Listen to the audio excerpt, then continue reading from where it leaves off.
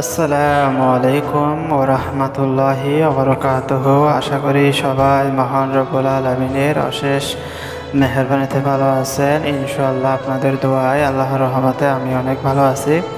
আজকে আমি আপনাদের জন্য শত্রুর নিদ্রা বন্ধবান অর্থাৎ শত্রুর ঘুম সারা জীবনের জন্য কিভাবে দূর করে ফেলবেন, শত্রুকে কিভাবে ঘুম বন্ধ করে কষ্ট দিবেন, বান মেরে কিভাবে আপনার শত্রুর ঘুম সারা জীবনের জন্য বন্ধ করে ফেলবেন, সেই সমস্ত একটি রহস্যময় একটা অত্যন্ত শক্তিশালী পাওয়ারফুল একটা আমল নিয়ে হাজির হয়েছি। আশা করি সবাই একদম শুরু থেকে শেষ পর্যন্ত দেখবেন। যদি টেনে টেনে দেখেন তাহলে কিছুই বুঝবেন না, আর না বুঝে শত শত আমল করলে জীবনেও কাজ হবে না। আজকে আমি যে আমলটি শেয়ার করব এটি হয়তো আপনারা এর আগে কোথাও পাননি। এটি গুরুবিদ্যার একটি আমল এবং অত্যন্ত শক্তিশালী পাওয়ারফুল একটি আমল। আমলটি করতে হলে অবশ্যই আপনাকে আমলটি সম্পর্কে আগে জানতে হবে, বুঝতে হবে। আপনি সে আমল করার যোগ্য কিনা সেটা আগে যাচাই করতে হবে, সেটা আপনাকে বুঝতে হবে। আপনাকে বুঝতে হলে আগে ভিডিওটি সম্পূর্ণভাবে না টেনে দেখতে হবে। যদি টেনে টেনে দেখেন তাহলে কিছুই বুঝবেন না, আর না বুঝে শত শত আমল করলে জীবন ও সফলতার মুখ দেখবেন না। আমি আপনাদেরকে এটাই বললাম। আমলটি করার পূর্বে অবশ্যই আমার থেকে অনুমতি নিতে হবে।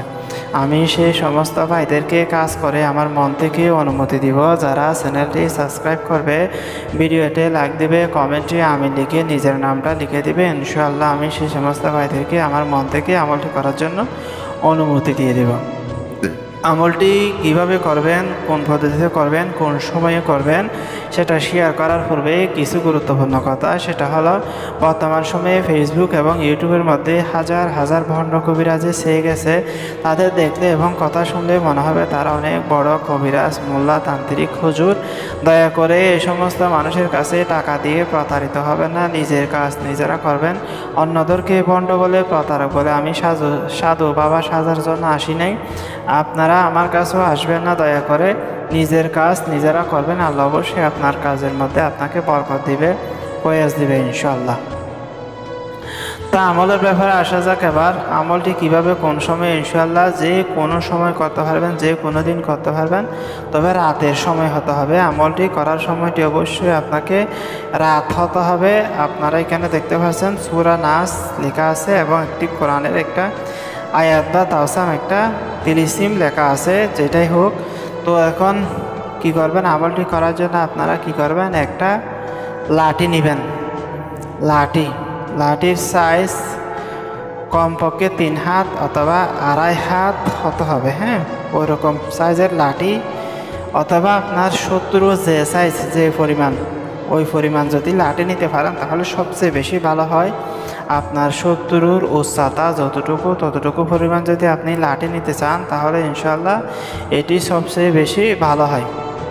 লাঠিটি নেওয়ার পর আপনারা কি করবেন, রাতে আপনারা কি করবেন, সূরা নাস পড়বেন। একটা নির্দিষ্ট জায়গার মধ্যে, ফাঁকা নিরিবিলি একটা জায়গার মধ্যে গিয়ে আপনি কি করবেন, ধরেন এটা লাঠিটা আপনি ধরলেন, এভাবে সোজা করে ধরলেন লাঠিটা।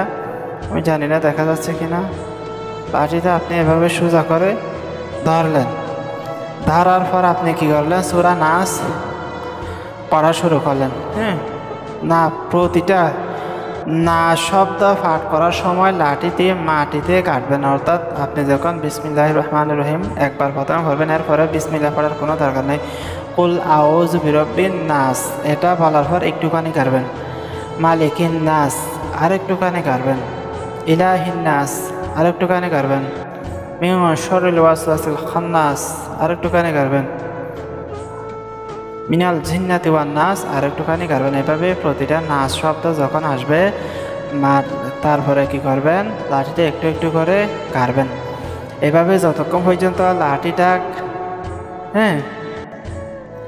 যতক্ষণ পর্যন্ত গাড়া হয় না ততক্ষণ পর্যন্ত সূরা নাস পড়ার পরে একটু একটু করে কাটবেন। কাটতে যখন শেষ পর্যন্ত তখন চলে যাবে, আপনি কি করবেন, আপনার শত্রুর কথা চিন্তা করে, স্মরণ করে, তার নাম উচ্চারণ করে আপনি ইন্নাকা মাইয়াতু ওয়া ইন্নাহুম মাইয়াতুনা, ইন্নাকা মাইয়াতু, অর্থাৎ এই আয়াতটা ইন্নাকা মাইয়াতু ওয়া ইন্নাহুম মাইয়াতুনা, এই শব্দটি, এই আয়াতটি অর্থাৎ তাওসামটি কী করবেন, পড়তে থাকবেন।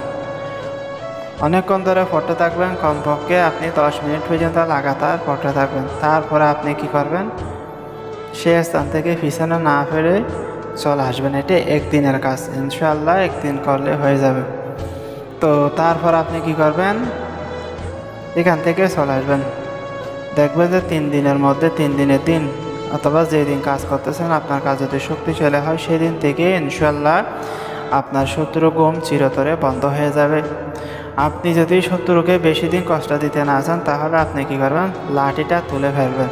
লাঠিটা যেখানে গাড়ছেন সেখান থেকে তুলে ফেলবেন। তুলে তারপর আপনারা কি করবেন, ইজা জা নাসরুল্লাহি ওয়াল ফাতহু ওয়া রাআইতান নাসা ইয়াদখুলুনা ফি দীনিল্লাহি আফওয়াজা ফাসাব্বিহ বিহামদি রাব্বিকা ওয়াস্তাগফিরহু ইন্নাহু কানা তাওয়াবা। এটা ফটে এটা তুলে ফেলবেন। তারপরে ইনশাআল্লাহ শত্রু আবার আগের মতো ঠিক হয়ে যাবে।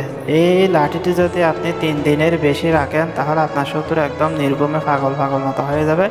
একসময় ঘুম না হতে যখন 11 দিন 12 দিন অথবা 21 দিন যাবে, 41 যাবে, আপনার শত্রু সারা জীবনের জন্য এই দুনিয়া থেকে বিদায় নিয়ে নেবে।